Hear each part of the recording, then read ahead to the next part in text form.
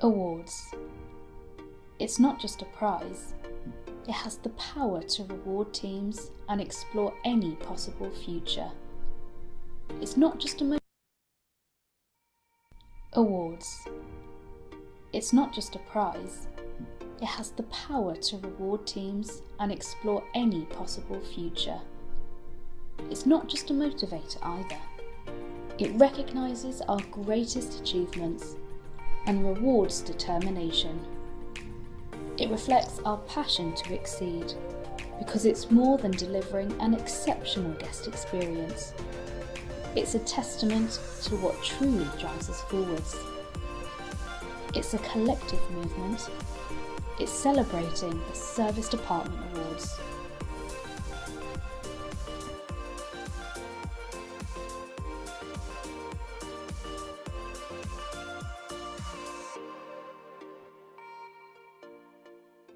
What an exciting video to start this webinar. Today we're going to be talking about growing your inventory in a fragmented property market. But whilst we are talking about awards, pleased to say that we are going to be launching some brand new award categories for next year, which are now all live on the website.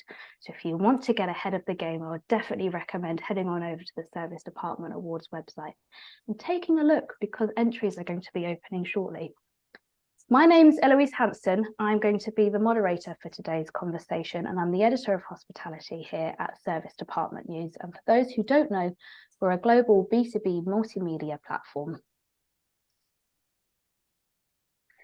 A quick overview of how today's session is going to run. We'll spend around 45 minutes in discussion with our panelists today, followed by some time at the end to take any questions from our audience.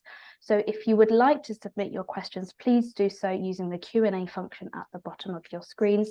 And as a reminder, a recording will be sent out to everybody that has registered within a few days.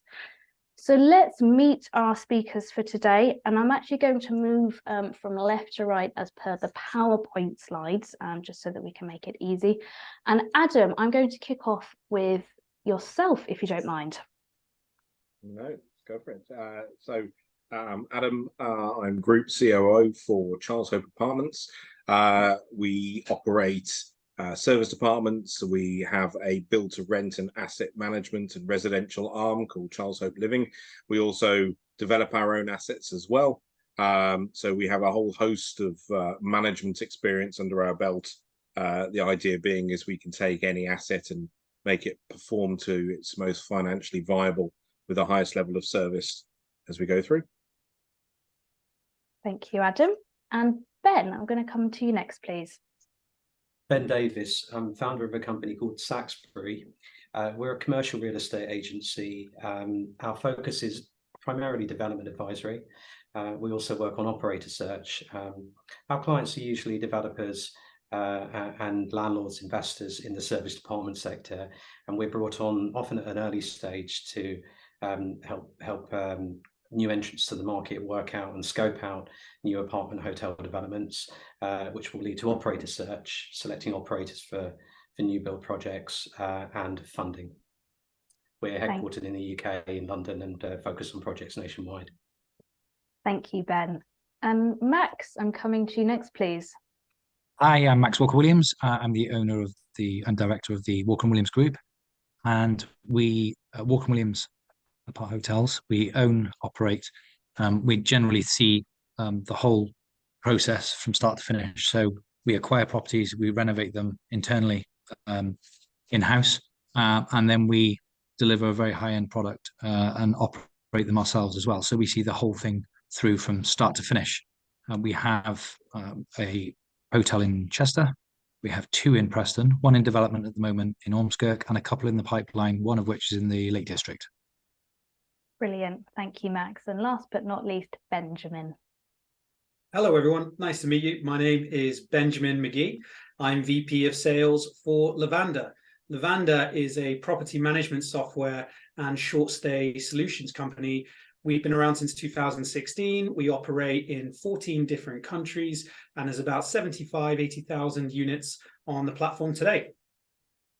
Brilliant. Thank you, Benjamin. And a quick note to our audience members, all the LinkedIn profiles of our speakers have been popped into the chat. I do encourage you to connect.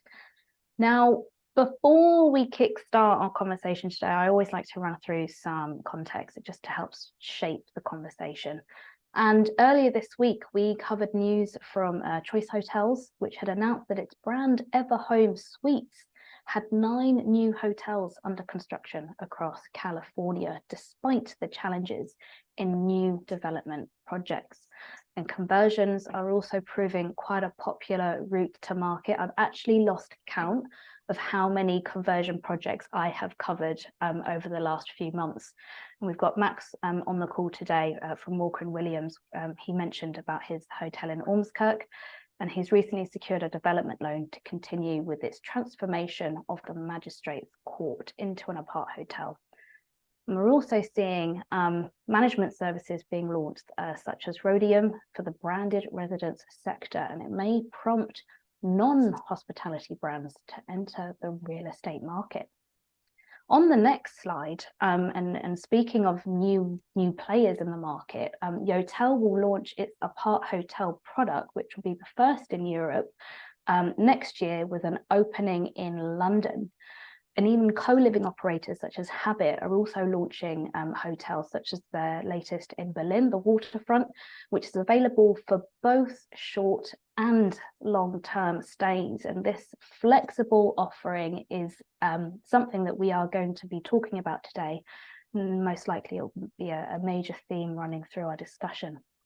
We can also see on the screen that Ascot is rolling out this concept of flexible living with the introduction of new room models that cater for very different guest profiles across varying lengths of stay. So there is lots happening in the market, lots to be discussed, and I'm going to kick off, if I may, with another question to Adam. And I'm curious to understand how guest behaviours are changing. So what services and amenities are guests now looking for, and where is that demand coming from?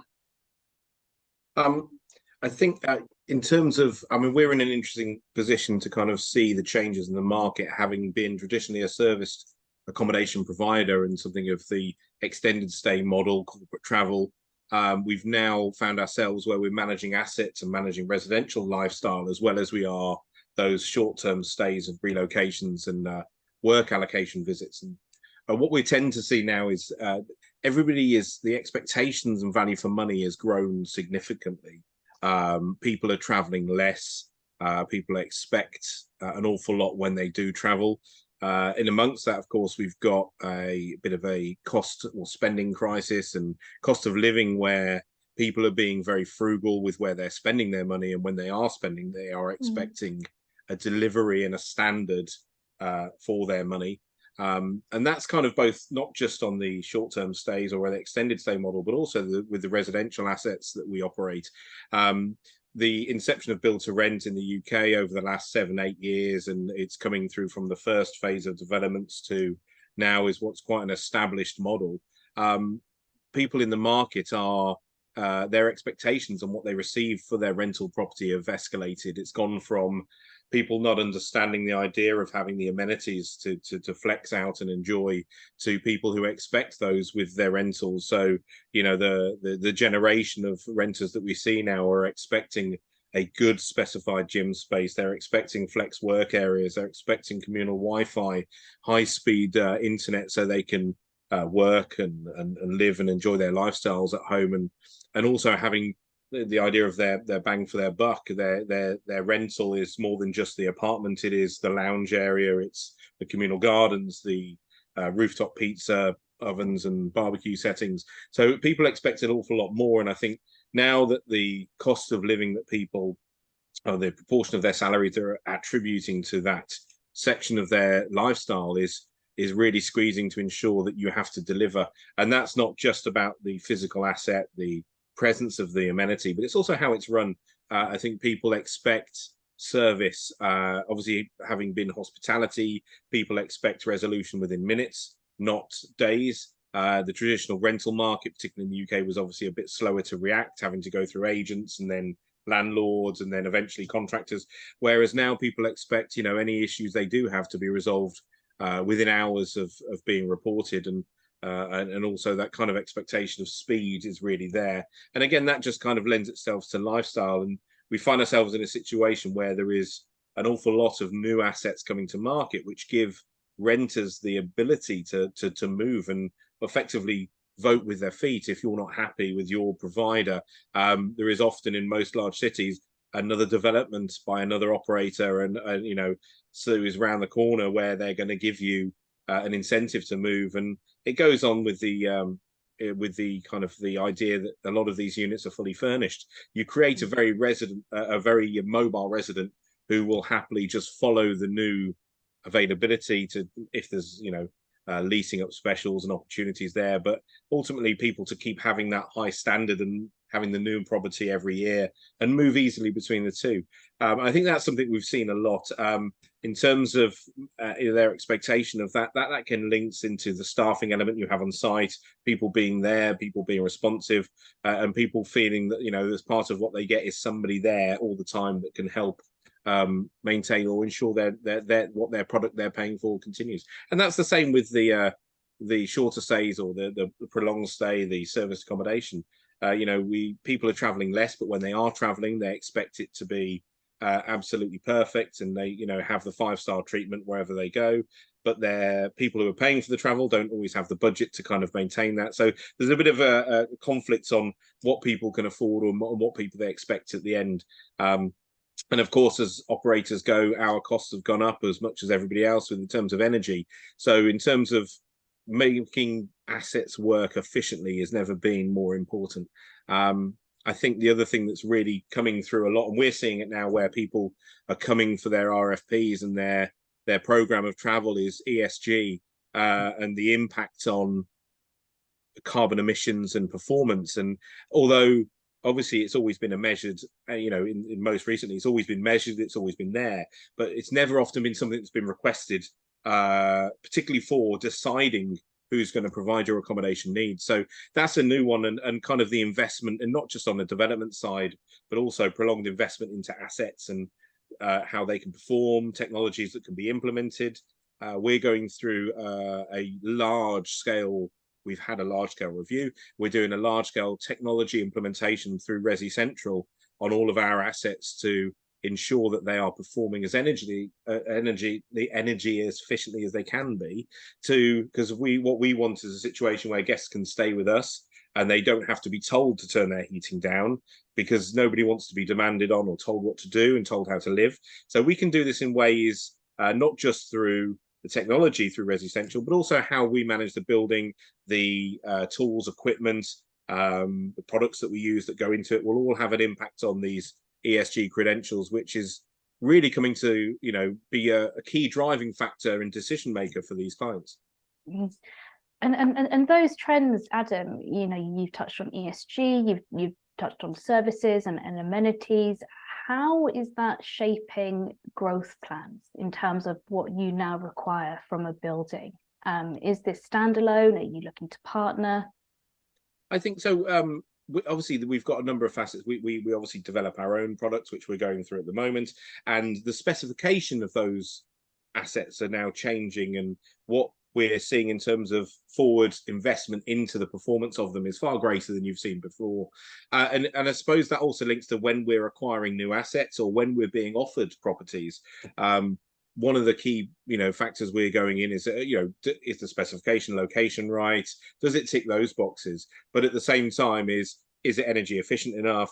Are the assets going to be able to perform? Can they be smart integrated, or are they already? Which enable us to optimize their performance, not just for our benefit. Of course, it's important to lower our own outgoings, but at the same time as we can position that as a on the sales pitch effectively for large scale corporate travel agencies. And we're seeing the international banks that we accommodate having this has really come right to the forefront now. And so when we're developing or when we're acquiring, those are something that we're going to look at in far greater depth than we've ever done before. Specifically looking at characteristics of the build, to have it qualified. Obviously photovoltaic systems have always been around for the last good 10-15 odd years, but more in terms of how the building performs internally, the energy systems that have been employed, and yeah, it's really it's higher on our observation and tick list than it's ever been before. Thanks, Adam. I'd like to bring Benjamin in here because we've kind of lightly touched on those sort of standalone assets and also the sort of mixed use class in terms of blending the longer stay and the short stay. And I've had so many conversations over the past month around how these tech stacks are going to evolve in order to cater to those flexible stays. So what tech solutions are needed to support these kinds of assets and operations? Yeah, thanks, Eloise. Maybe we just take a moment to try and define what do we mean by flex and what actually is a flexible residential asset. From our perspective at Lavanda, flex is a term increasingly used within residential real estate, and it's generally applied to buildings that have a mixed use asset strategy from conception. So that might be like a multifamily or BTR, built to rent asset that has a portion of unit inventory that's dedicated to shorter term living than traditionally 12 months. That might be a student accommodation building that over the summer period is offering short-term stays, nightly stays to members of the public. Or indeed, it might be a serviced apartment building or a part hotel that's offering flexible lengths of stay for business, relocation, and leisure travelers. However, flex is also a byword for building optimization, referring to both an evolving operating model, which Adam was talking about, and a strategy geared towards maximizing NOI or net operating income. Technology, of course, has a huge role to play in all of this because it allows investors, owners, and operators to carry out the intended strategic vision for flex. You might have a unit in a building that is simultaneously available for long-term, mid-stay, short-stay, and the marketing, sales, and revenue management teams, for example, well, they're going to need tools to be able to convert those and provide a dedicated customer experience and optimize revenue performance for the asset. And then another way of looking at it might be from an operational standpoint. The way you collect payment on rent and bookings can also be very different. For example, a tenant who's staying for many months would likely prefer an automated direct debit or a bank mandate monthly. However, a short-term guest who maybe is only staying for a few weeks would prefer to pay for the stay up front in total. So the reality is that the property management technology space, which hopefully I'm representing well enough today, is quite fragmented and very specialized to a particular class of asset, whether that's operational function or type of renter. And there's a growing need from operators increasingly who are expanding into this space to try to consolidate their technology into more of a tightly integrated ecosystem. So bringing sales, marketing, operations, and accounting functions closer together, but also to have more flexible functionality within that system to actually match the needs and requirements of the flex portfolio they manage. That was pretty complex, if I may add here, because no doubt it's probably keeping you very busy, Benjamin. I mean, I've again been speaking to a lot of hotel property management systems who are looking to sort of incorporate new tools and systems in order to make sure that they can flex in terms of the varying lengths of stay. But with that in mind, staying with you, Benjamin, I mean, where are the opportunities then for technology to actually expand how real estate is not only serviced, but also used? Yeah, so what I would say is I think the way consumer behavior is changing dramatically overnight. You've got obviously the way we live, the way we work, the way we stay. And I think technology has a real opportunity to play a progressive part in that. So, for example, we were often trying to not necessarily provide tools and solutions for what the current situation is now of managing assets, but what's happening in the future. For example, if I was to use pre-pandemic, not many prop tech companies were incorporating AI into their solutions. But now, if you look at the technology space, there's fantastic leaps and bounds in prop tech where generative AI is being used for a number of different applications. So I think like one of the challenges we're seeing is we're trying to define like what's going to be helpful for our customers long term that we can work on right now and we can build right now, but might not be fully adopted today. That's really kind of the holistic challenges for tech companies. Thank you. Max, we talked earlier, or you mentioned earlier about your project in Ormskirk, and I'm curious to hear about the relationship behind it, which is with the Lancashire Enterprise Partnership. It's a fascinating partnership, one that I think has great potential. And so I am going to hand over to yourself, and if you could just please provide us with an overview of what this partnership looks like. So why does the organization exist, and how did that journey start? Yeah, so thanks so much, Eloise. So the way it came about actually was a mistake, and it was a mistake that I made. When you purchase properties like military bases, magistrates' courts, whatever it might be, public buildings in general, an organization called Homes England deal with the disposals of these properties, and they usually do it in partnership with the local authority. And the reason they do that is because a lot of these properties are unique, and they're also generally, because they're usually old, they're key features to many towns and cities. And so they want to ensure that people aren't buying these to land bank them, they aren't buying them to do something the council might deem inappropriate. So it has to fit in with their master plan. So, and it isn't always about price. So it's about the maximum price they can achieve, but also the proposal for the property and the covenant of the people proposing to do it. So are they going to be able to deliver what they say? So we put the proposal, there were about 32 proposals put forward, and long story short, we won the bid, which was fantastic news and a great endorsement for our company. However, the Ormskirk Magistrates Court is right in the employment zone for Ormskirk, and so they wouldn't accept a C3 planning application, C3 being residential. And C3 planning use class is far easier, whether you're looking at service apartments or in part hotel, whatever it might be. And there is a big difference between the two, by the way. C3 is far easier. And the main reason it's far easier from a developer's point of view is that C3 gives you a bricks and mortar valuation, meaning that the building is worth something, regardless of whether it's open or closed or busy or not, because it has an intrinsic value in the bricks and mortar of the property. But if it's C1, which is hotel use, then it is valued on the business that operates within the building. Of course, so there is some value in the building, but the lion's share of the valuation and the perceived valuation, the GDV, the gross development value, is based on what the business will create. And so an empty shell is worth one thing, but an empty shell with a McDonald's in it is worth considerably more, of course, because it goes off the business, not off the building. But our model is for C3. And so we put our bid in, but one of the stipulations we put in our bid is that we would require C3. Now, the local authority were nervous because there is a mass of student accommodation in the area, and they were nervous that it was going to end up becoming straight residential apartments. And that's something that a lot of local authorities are now very sensitive about. And so we negotiated with them. They said, look, we really want to support you in this bid. So we will accept C3, but we want minimum stay caveats, etc., to make it so that C3, but you can't live there forever. So, for example, the maximum length of stay might be 6 months or whatever. I conferred with the bank and made sure that the bank would be happy with that description and consider lending on it based on a C3, even though it's got these caveats, and they were.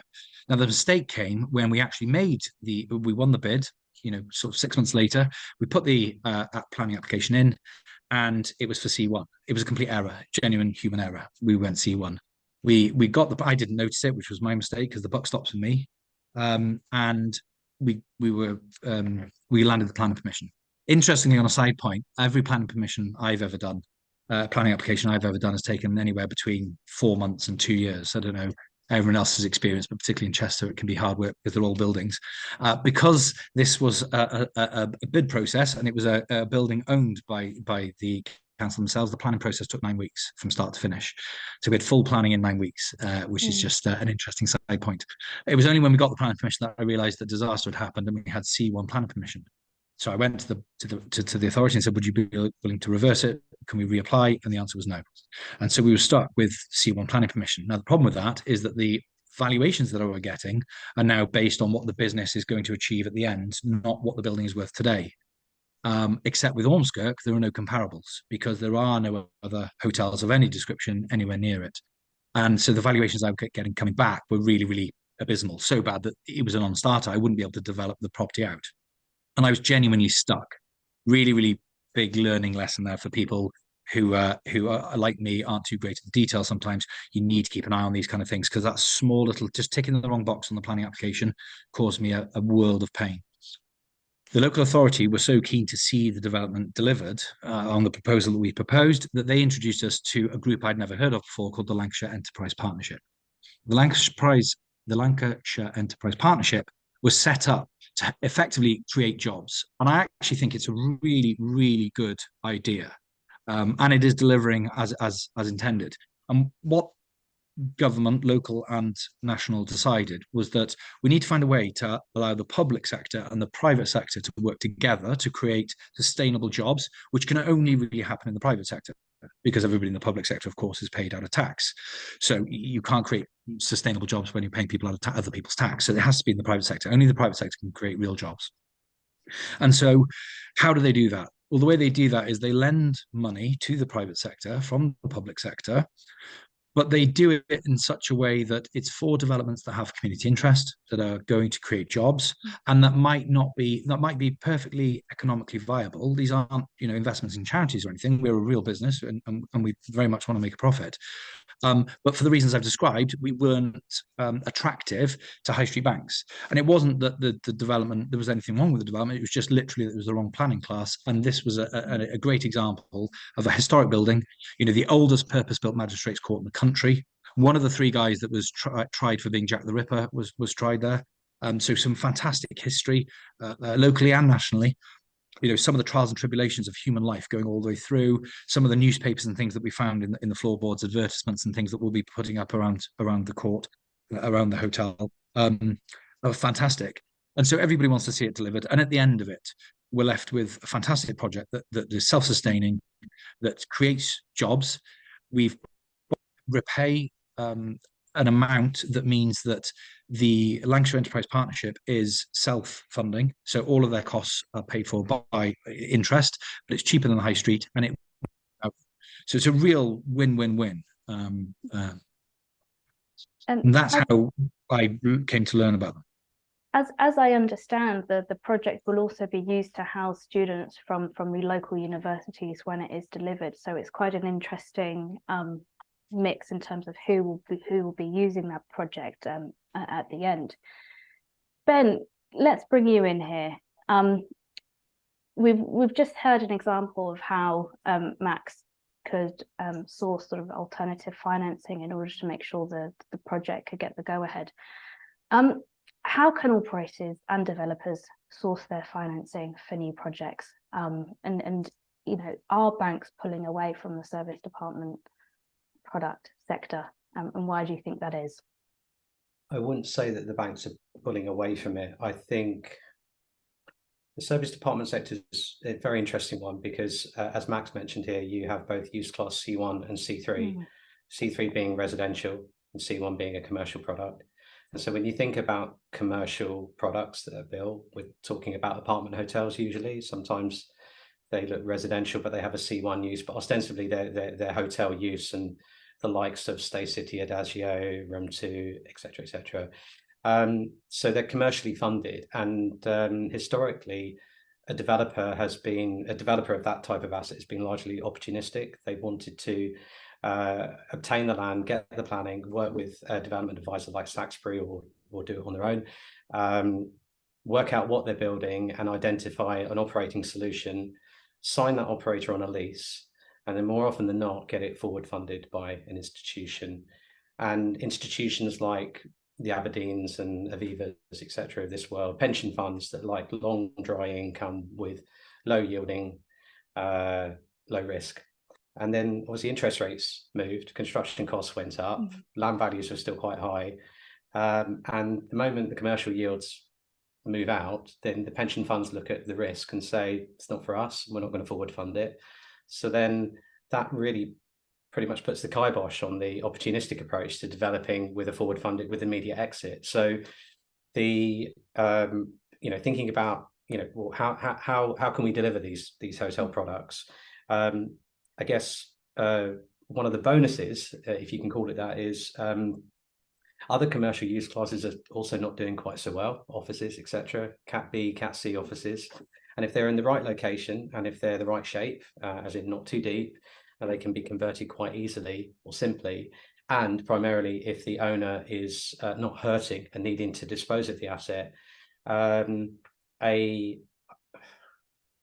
quick win, it's not simple, but a quick win would be to look at the opportunity to go within commercial use classes to convert an office into use class C1, whereby they retain the asset. It's an adaptive reuse. So if you think about all that embodied carbon in the building, there's certainly a green element to that.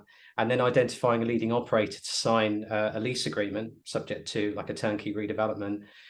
Why would an office owner do that? Well, I guess at the moment, perhaps their backs against the wall. Maybe it is a case of them, the capital value is decreasing and them not wanting to sell for reduced value. And also a lot of, sensible investors or investment managers that have been through various different property cycles in the past realize that actually commercial yields will come back in again.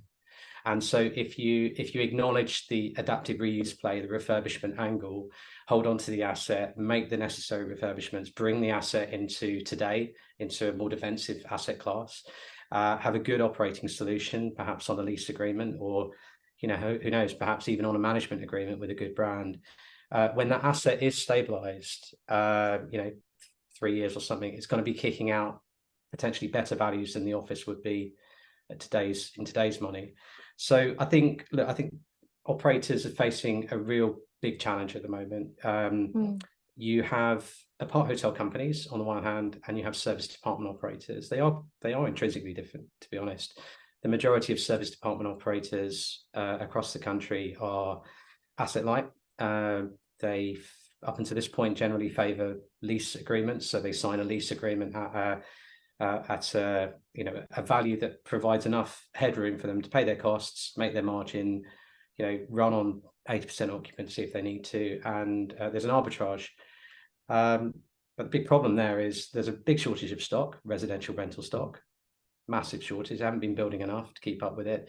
People aren't buying homes, so everybody's renting. So the operator who wanted to sign a block lease, 30, 40 flats, all the best of luck to you. It's very difficult to find that. And if you do find it, you're going to be paying, well, certainly 15% more than you were last year.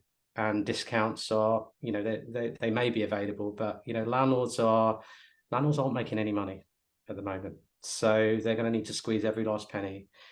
There are opportunities. There are some opportunities. I would say one of the opportunities is where, one person's misery is another person's opportunity. There are build to sell developers out there that have created perhaps blocks of 20, 30 flats. They financed it. They're reaching practical completion. The bottom has fallen out of the individual sales market. And they honestly don't know what to do. They could, in theory, refinance and let them on the private rental market. But if their interest rate's 8% and their net yield is 4.5, 5 on a rental, you can reach the obvious conclusion there. So I think the benefit, I guess, again, things will come back around. Properties will be selling again at some point. We do need to see a bit of a softening of the interest rate. So perhaps an opportunity for service department operators is to propose these block management agreements for build to sell landlords, whereby they're not having a fixed income but a variable income, and then that way they really can benefit if the service department and hospitality demand increases. Of course, the trouble is financing. So also don't get me started on use classes, because we talked about C1 and C3, but I think I have to get the elephant out of the room here. We're talking about a legislative requirement in terms of what you actually officially can do with a property, whether you can short let it. And I think if you're a business that primarily operates in the corporate marketplace, as in you do very little leisure stays, and that is your whole raison d'etre, then you can realistically operate in a, I would say, almost planning compliant manner. However, if you operate and you have a lease on a building in, I don't know, Knightsbridge or Chelsea, and it's a residential property, you're dicing with, this is a problem here. These are residential properties that you're operating, as a hotel, with or without the right use class. And this is why the local, they're going through Parliament at the moment, is the use class C5 category, which feels a little bit grey and a bit ambiguous. But the way my take on that is, it's a permitted development. It effectively means that you need to volunteer the information to say, hey, we're short letting, can we have C5, join your register for short let service departments? And they say no. Or there's a fee, or yes, you can do it for a prescribed amount of time. So really interested to see how that plays out. And certainly there will be there's a lot of changes coming down the line with respect to what you can and can't do. I'd be very interested to see what's happening. I could see Adam was about to jump in here. Shall I hand over? Let me. It's interesting. I mean, Ben, obviously we've worked on things in the past, and I think you're what you're saying is absolutely right. That what we are seeing now in terms of landlords accepting as an offering is very different to what it was 3 or 4 or 5 years ago. I think the idea of rent-free periods is almost non-existent anymore. They're not interested. They've got loans to satisfy, and they've got overheads to reach. But it's interesting you say about these people who've developed an asset and now don't know what to do with it, and they've got something they can't sit on. We're a very we operate very quickly, and we turn around properties very quickly sometimes, because all of a sudden an opportunity will be presented in front of yourself where it might not have done 6 months ago. And the criteria to get that is to work quickly, to take the lease fast, to set it up quick, to get it operating and get the income. But I think what's really interesting, Ben, you touched on the idea of use classes, and we've all touched about flexible or flex or hybrid residential or hybrid assets. I think the difficulty you've got with those is the classification, like Ben said. In reality, we've had buildings where we can run very profitably serviced accommodation. The landlord or the lending behind the building don't see the value in that as they would have done in a traditional AST or residential market. Therefore, they're almost reluctant to back the investment because of it, even though it's like we are running as a hotel, and therefore the performance of the business is tied in, and it's how it's valued is in that manner. But you've kind of got these lenders who are very fixed in how they see things. So you've got people who will lend, like you said, on a hotel and on how it will perform. And then there's people who will lend on a residential asset. But as soon as you kind of say, well, I'll tell you what, look, we can manage the whole thing, and we can take 20% of it, and we can overachieve by, 200, 300% on your income. The problem is it's having that backed. So on paper, they think it's great. You can make me 2.5 million off my asset instead of 1.5, and everybody loves that. But as soon as it starts to get to that idea of how is it backed and is it signed off, is kind of where we start to fall in I suppose maybe more traditional funding methods. I think it's different if you're self-funding, or if you're a developer, owner, operator, and you have your own funding channels, or people who are more kind of open to the idea of cash investors who understand the market. And it's odd, like Eloise, we were talking, for something that was recognized as one of the most stable asset classes over the last few years throughout the pandemic and everything's going on, it's the backing behind it which will enable us to drive forward. And the restrictions around the classes, you can get a building and say, well, I've got this building of 1,000 units. Now, arguably, we can take 30, 40, 50 of those. We're in a really successful apart hotel type model. And then the rest can have a residential use. But you kind of, that's not the classification, goes through planning and all those things. So there's not saying there's hurdles are there to stop us, but the red tape is there, right? Yeah, sorry, just one more thing to add on just very quickly. Adam's right. I think when you're dealing with smaller developments and traditional finance, it's become certainly not impossible, but incredibly difficult for a developer to suddenly contemplate becoming a landlord, as in refinance and hold that asset, not least in the interest rates, but because of the perception of risk of how it will be operated. Because running a hotel from or a hotel-like service from a residential building, is a round peg into a square hole. I think if you If we're talking about build to rent developments, obviously they're funded in different ways, multifamily investments, they can take a view on it. And I'm sure Benjamin with the Lavanda model has seen how BTR companies can successfully operate, a flexible inventory, maybe renting out some of the void periods, maybe rent seasonal, etc. But so actually operating it and distributing it is one thing. It actually being a profitable and washing its own face exercise is another. And I think you almost need to see 2 or 3 years net income on that to work out if it really was. Because look, one of the good things one of the unique things that professional service department operators do, and by that I mean the likes of Charles Hope and many other companies that we all know that generally trade across the country, they build relationships with corporates. They nurture relationships with direct channels and also with key professional booking agencies. What distributing flexible stock into the online travel agency market is concerned, we're talking booking.com, Airbnb, etc. What that does is it may bring you a business guest. More often than not, it will bring you a short-term guest who's there for leisure reasons, or for very short, they're visiting the city for fun. And a residential building has an ecosystem, a very delicate ecosystem. People are staying there for long periods. I know that in my own home, I live in a block of flats, and if next door the resident changed every other day, I think I'd be a bit annoyed or concerned at least. So it's about understanding and making sure that you have the right building, the right use class, and the right flexible inventory method. On the topic of that flex method and the looking at maybe the future of real estate, Benjamin, what do you see as the greatest problem to solve if we are going to see that continued convergence? Yeah, I think actually Ben might have touched on it a little bit, but really it's perception. What I mean by that is, whether someone is staying with you for 4 months or whether someone's staying with you for 12 months, do you consider them different in terms of the way that you support them as a resident in your building? The reality is, like, we obviously are an enabler of short stay, mid stay, flex stay within traditional residential assets.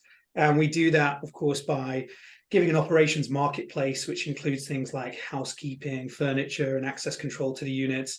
But the average length of stay that we're seeing by leveraging traditional short stay channels, such as aforementioned Airbnb, booking.com, is actually about 38 days. So it's not quite as short stay as I think people imagine it is. I think a lot of people imagine that the people staying in these kind of communities are staying there for nightly reasons, maybe at the stag hen do's, all that kind of thing. That's just not what we're actually seeing in reality. And also you can put provisions in place quite easily to prevent that from occurring simply by putting in a minimum length of stay, right? Immediately that's going to filter out anyone from coming there. The other thing, of course, is the community aspect as well. And potentially more so in student and more so in multifamily. But, we've had examples where, during the COVID pandemic, for example, regulatory restrictions on building use were kind of moderately eased. So you could then permit short-term tenancies and assets that were previously restricted. So a good example of this is what you saw in student and the student-only accommodation classification. So being able to unlock that allowed student operators to offer their doors to non-student guests, which is a practice that really should be standard and allows flexibility that's crucial for the operator to manage these different scenarios in their portfolios to help foster a vibrant, diverse community. If you live in a building, you don't know when their tenancy ends. People are moving in and out every single month, right? Not everyone's on the same yearly cycle per se. So in the short-term rental sector, there's been a lot of discussions both here in the UK and in EU about short-term rental regulations. And it looks like we're basically moving in the same direction. And that is that we're going to introduce some kind of registration portal to track short-term rental data to better inform future planning committees and urban decision makers. And on balance, I would say that regulation is not always an uncomfortable change for an industry. Actually, very often regulation can be an accelerator for professionalism in the space. And the very best companies tend to rise to the top and set standards and best practices for the others to follow. Thanks, Benjamin. So we've talked about growing inventory via the shorter rental leases. We've touched on student housing, we've touched on BTR, mixed use classes, converting offices, block management agreements, but there are still challenges in finding inventory, especially in the current economic climate. So perhaps more a question to Adam, Ben and Max.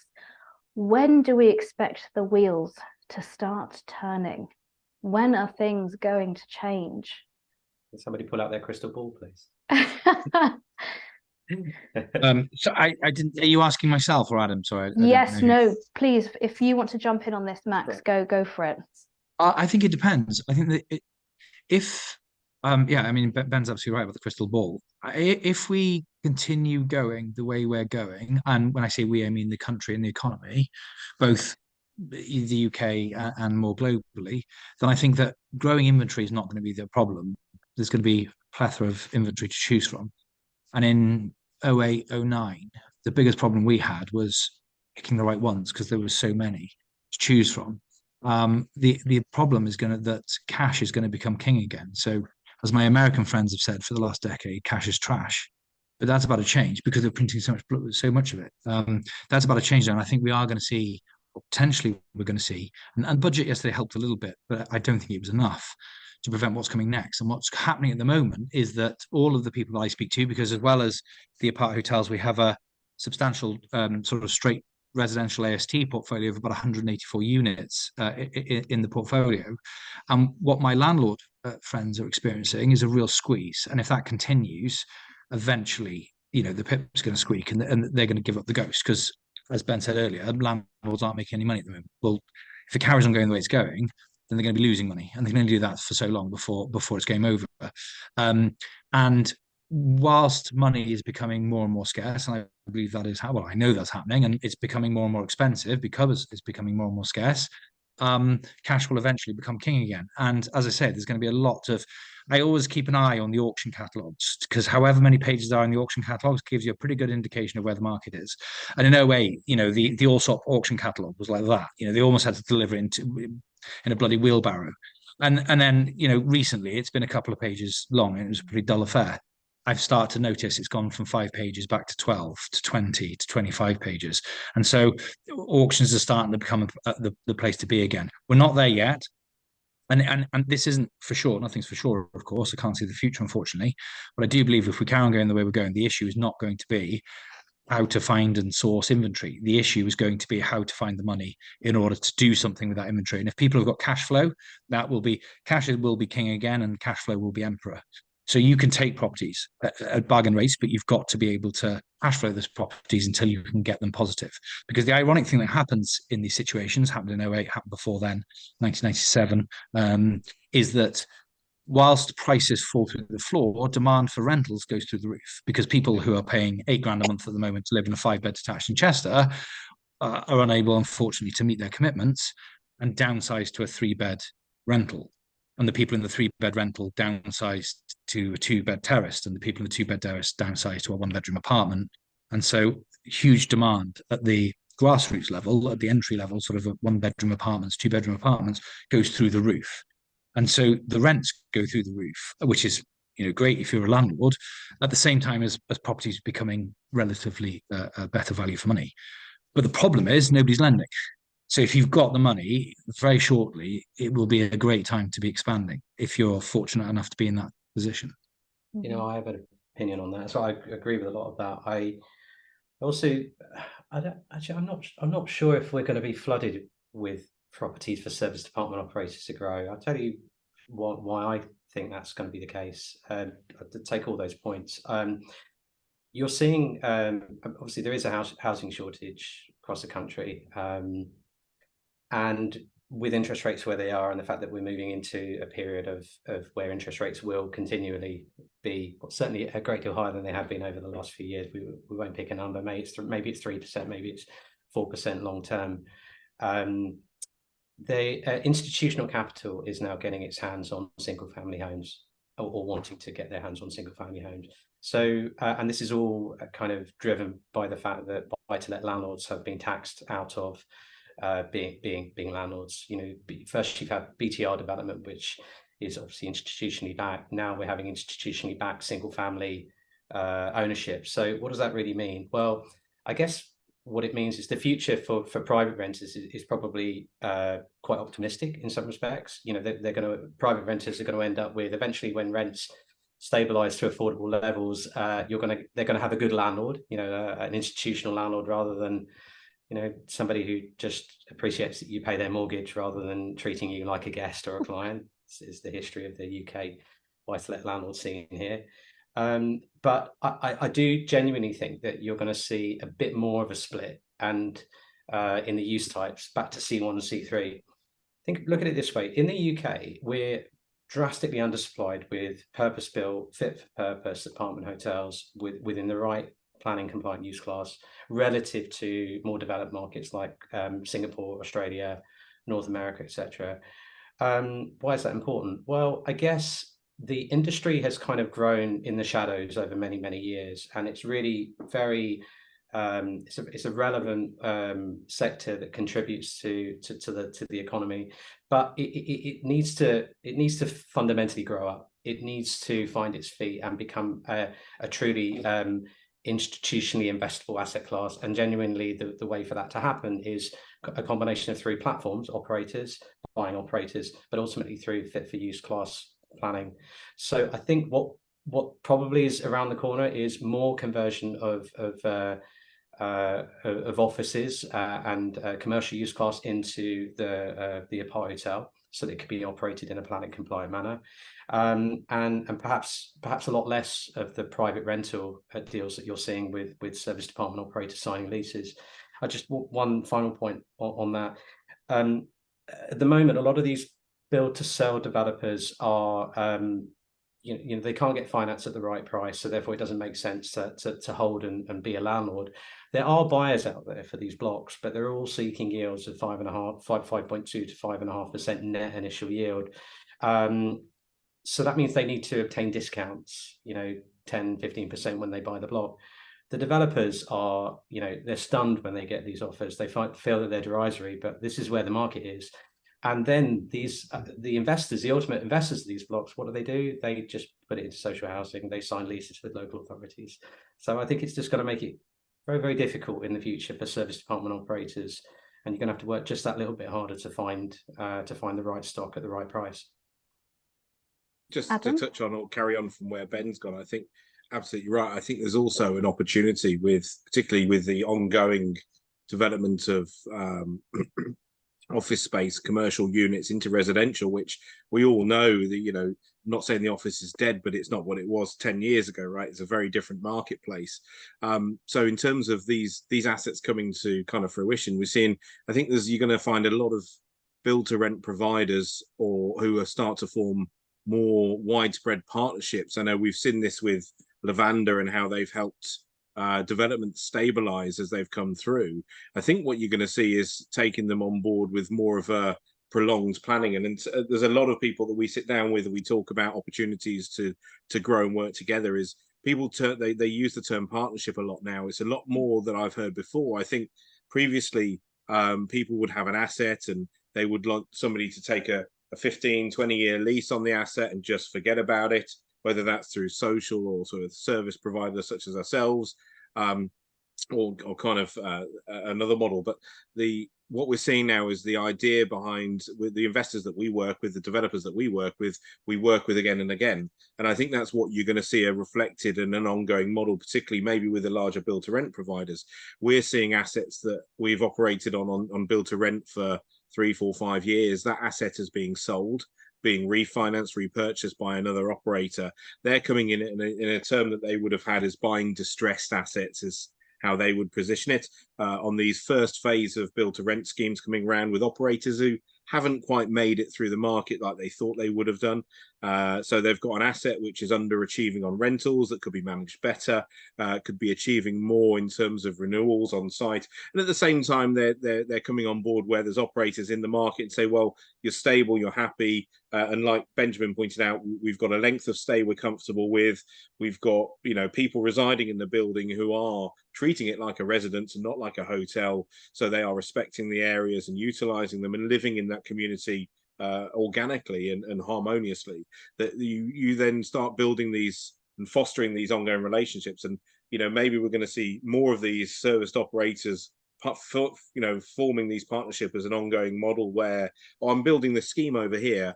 Would you like to take some of these on? You know, they're going to help with the stabilization. They're going to get rental income very quickly, and it's going to enable them to cash flow the project.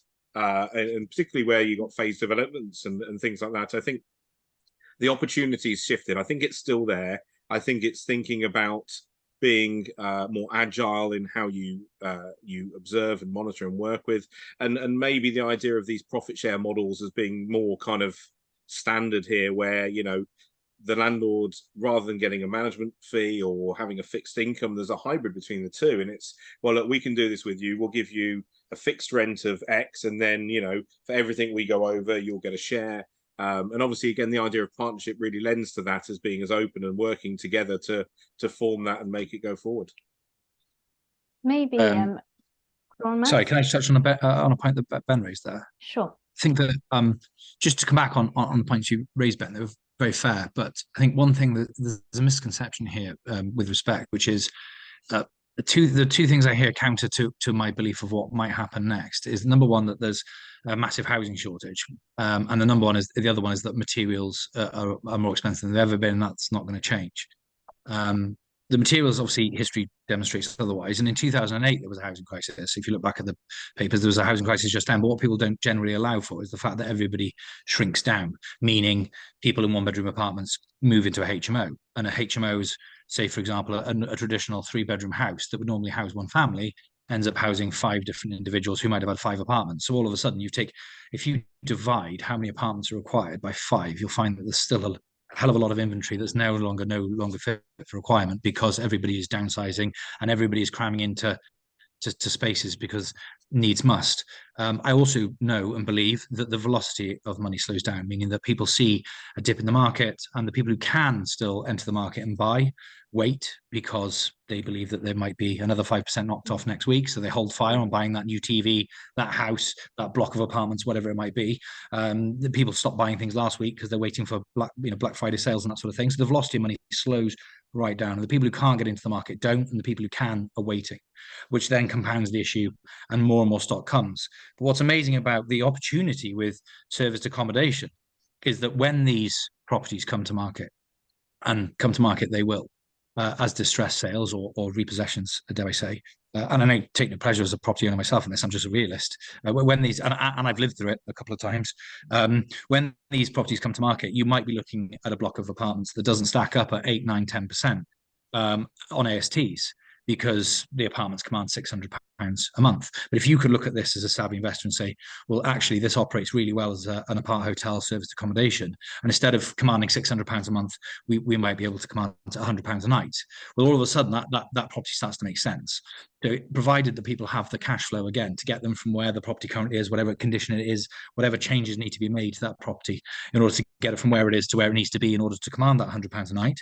As long as people can bridge that gap, get it open, get it running, get the OTA accounts open and all that kind of thing, and buy a bit of time between where the property currently is and where it needs to be to command £100 a night. As long as you've got that cash in reserve and you've got that capex, then there's a real opportunity potentially coming for people with this model. And the other thing is, of course, people who educated, knowledge is power, are educated in different ways of acquiring properties. Rent to rent. I know it's been touted a lot about these property trainers and things. I've never really been a big fan of rent to rent, because why would you rent to rent when you can rent to buy or have an installment contract, meaning you can have an option to purchase the property so that when things come good again, you all that hard work that you put into running this great asset doesn't go back to the vendor, it goes, or the landlord in this case. You actually have an option to purchase. And people often say to me when it comes to that, yeah, but not everything's for sale. Well, actually it is. It's just you haven't agreed a price. So I come to Adam and say, I want to rent your block of AST, normal, straightforward apartments. I'll rent it for a touch more than you're underwater on with your mortgage provider, knowing that I can turn it around, rent it out as a serviced accommodation, and earn a living doing so. But I'd like an option to buy it. And Adam says, well, actually, it's not for sale. I want to offer £1 million and, it's not for sale. But if I said to Adam, look, give me an option to buy it for £15 million, I'm pretty sure he'd go, yeah, no problem. So would he give an option of this £1 million building for £12 million? Yeah, well, of course he would. £3 million? Yes. 2, and that's how you start the conversation. But don't ever let anyone tell you something isn't for sale, because I've never found that to be the case. Yeah, I agree with you, and I would just counter that and say that down south the properties are a bit more than £600 a month. So I think you're often dealing with values that are so you can tell I'm based in the Northwest. It just pushes these service department operators to be solely asset light, because we're dealing in telephone numbers in London. It's just absolutely bonkers. Yeah, true, but you're dealing in telephone numbers. Presumably, I can't tell you your market, but presumably you just add a 0 everywhere. So presumably the rent you can command is 6,000 and the rent is 60,000. So presumably it stacks up because there are people doing it. It's just you're playing a much bigger game than little old me up here in north of the wall. I'm sorry to jump in here, guys, but I am going to have to pause the conversation for now, because we have fast approached 3 o'clock. This is a call out to our audience members here that all the LinkedIn profiles of our speakers have been popped into the chat. Please do connect and carry on that conversation. And I just want to say thank you to Adam, Ben, Max and Benjamin for their insights, as I know we're very busy buddies and we may need to jump off. I just want to flag our Trends webinar. It's our final webinar of the year, being co-hosted by myself and my colleague George Sell. This will be taking place on the 14th of December, and the link to register has been popped into the chat. We would absolutely love to see you all there. And I know today we talked a little bit about ESG and reducing carbon and all the rest of that juicy stuff, because we're holding Recharge at the Room 2 Belfast by Lamington Group, which is the world's first carbon neutral apart hotel. And again, tickets are on sale. We'll be there at the 22nd and 23rd of January. We would, of course, love to see you in person. And if you're interested in working with us across any of our digital platforms and our in-person events, please do get in touch with my colleagues, Rav or Piers. Their details are up on your screens now. And all that's left for me to do today is to say thank you. Thank you once again to our panelists. Really enjoyed this conversation. It was absolutely fascinating. There's plenty more to talk about. Otherwise, we will catch you on LinkedIn, and we will see you next on the 14th of December for our Trends webinar. Thanks, folks, and take care. Bye-bye. Hello, we are International Hospitality Media, or IHM for short. IHM is the #1 brand to engage with decision makers in hospitality and real estate. Our 4 multimedia brands lead their respective sectors with breaking news, comments, trends and opinion across a variety of multimedia solutions. We provide an inspirational community to connect people through world-class events, webinars, podcasts, award schemes and much more. But let us share our story of who we are and what we do. Over 10 years ago, Piers and George had a light bulb moment to provide expert opinion, comments and low-cost digital content. And so they went on a journey over the past decade, creating media platforms to serve the hospitality and real estate industries. We now have an engaged audience with a reach of over 60,000 monthly visitors across our website, 48,000 of our email database across all the sectors, and over 67,000 across our social channels. Everything we do believe in challenging the status quo. We believe in thinking differently. We make things simple and very easy to work with us. And we're a friendly bunch too. We offer creative solutions to help you achieve your business goals. Read, watch, listen, meet with IHM. Contact us for a chat today. Just look at some of the brands we have worked with recently.